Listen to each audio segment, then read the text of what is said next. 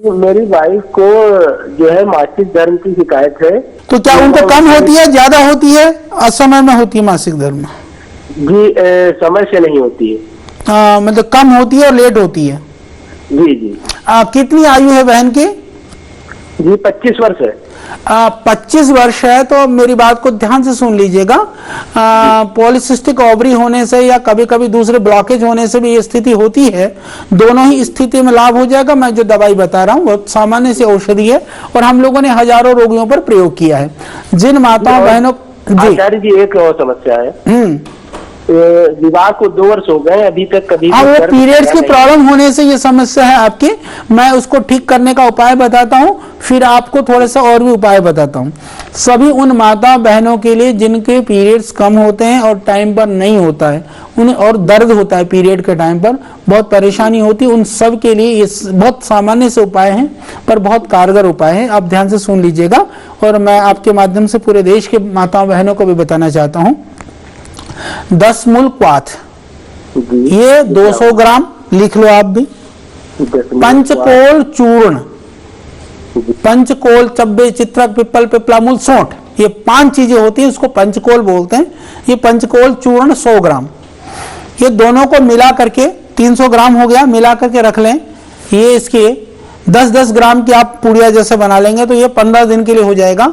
तो 10 ग्राम को लगभग आप सुबह 2 गिलास पानी में उबालें, आधा गिलास बचे छान करके।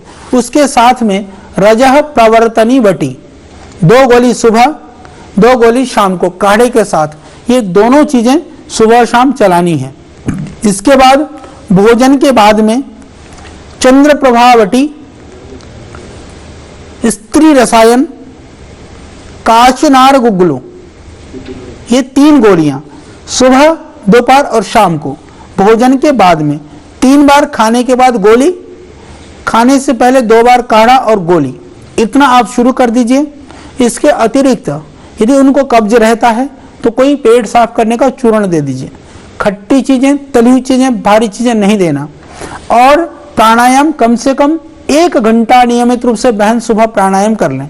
इतना कर लेंगे तो ये समस्या दूर हो जाएगी और पूरा उनको लाभ हो जाएगा। इस प्रयोगों को आप कम से कम 3-4 महीने जरूर करें।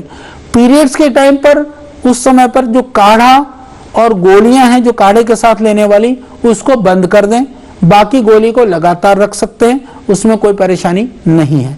तो इतना प्रयोगों का आप करेंगे तो इसकी वजह से जैसा आपने कहा कि जो संतति का जो सुख है वह भी भगवान करें आपको प्राप्त हो जाएगा। संतति के लिए जब ये पीरियड थोड़े ठीक हो जाएं 3-4 महीने के बाद में, फिर मैं वहीं पर आता हूं कि आपके पुत्र जीवक और शिवलिंगी के बीज, ये दोनों चीज हमारे पंसारी के या पंसारी के भी मिल जाती है, पतंजलि के स्टोर में भी मिल जाएगा।